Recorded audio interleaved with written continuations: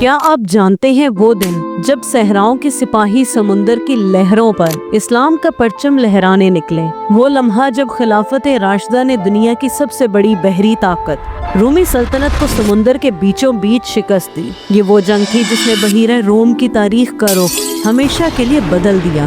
جنگ ذات السواری، battle of the must, سن 655 عیسوی، خلافت راشدہ کا عظیم دور۔ حضرت عثمان بن عفان رضی اللہ تعالیٰ عنہ خلیفہ وقت ہیں۔ اسلامی سلطنت مشرق سے مغرب تک پھیل چکی ہے، زمینوں پر فتوحات مکمل ہو چکی، مگر اب ایک نیا میدان باقی تھا، سمندر کا میدان۔ ابتدا میں حضرت عمر بن خطاب رضی اللہ تعالیٰ عنہ بحری جنگ کی اجازت دینے پر تیار نہ تھے۔ ان کا فرمان تھا کہ سمندر ایک بے رحم درندہ ہے، میں نہیں چاہتا کہ مسلمان اس کی موجوں میں اپنی جانوں کو خطرے میں ڈالیں۔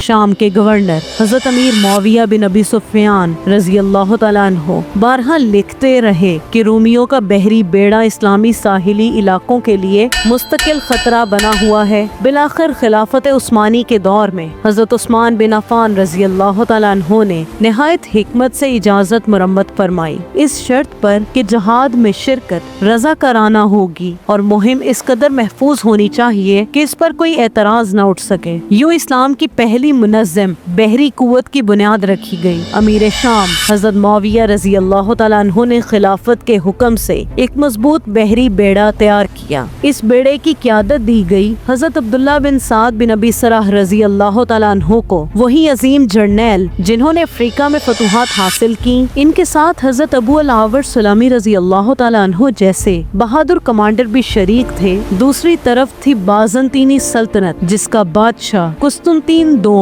خود اپنے بیڑے کی قیادت کر رہا تھا۔ بازنطینیوں کے پاس تقریباً 500 جہاز تھے، جبکہ مسلمانوں کے پاس صرف 200، یعنی دشمن تعداد، تجربے اور ہتھیاروں تینوں میں زیادہ طاقتور تھا۔ قدیم بازنطینی روایات اور مورخ تھیوفینس کے مطابق جنگ سے ایک رات پہلے رومی بادشاہ نے خواب دیکھا کہ وہ شہر تھیسالونیکا میں موجود ہے۔ جب اس کی تعبیر پوچھی گئی تو کہا گیا، یہ اس بات کی علامت ہے کہ کل کی فتح تمہارے مخالفین کے حق میں ہوگی، اور صبح ہونے تک تعبیر حقیقت بن چکی تھی۔ دونوں بیڑے اناطولیہ کے ساحل فونیکیا کے قریب جبل فینکس موجودہ فینیکے ترکی میں آمنے سامنے آئے۔ سمندر کی لہریں تیز تھیں، ہوا مخالف سمت میں چل رہی تھی۔ پہلے دونوں جانب سے تیروں کی بارش ہوئی، پھر جہازوں نے ایک دوسرے پر چڑھائی کی۔ بازنطینی بیڑے نے طاقت کے زوم میں مسلمانوں پر بھرپور حملہ کیا، لیکن مسلمانوں نے وہ فیصلہ کیا جس نے تاریخ بدل دی۔ انہوں نے اپنے جہاز رسیوں سے آپس میں باندھ دیے تاکہ وہ ایک متحد پلیٹ فارم بن جائیں جہاں زمین کی طرز پر ہاتھوں ہاتھ لڑائی ہو سکے۔ جب لڑائی شروع ہوئی، دونوں فریقوں کے جہازوں کے مستول آپس میں الجھ گئے، اور یہی وہ منظر تھا جس نے اس جنگ کو نام دیا ذات السواری، یعنی مستولوں والی جنگ۔ پھر تکبیر کی صدائیں گونجنے لگی۔ ریت کے میدانوں کے سپاہی اب سمندر کے مجاہد بن چکے تھے۔ تلواریں چمکی، نیزے اٹھے، اور ایمان کی طاقت نے لہروں کو شکست دے دی۔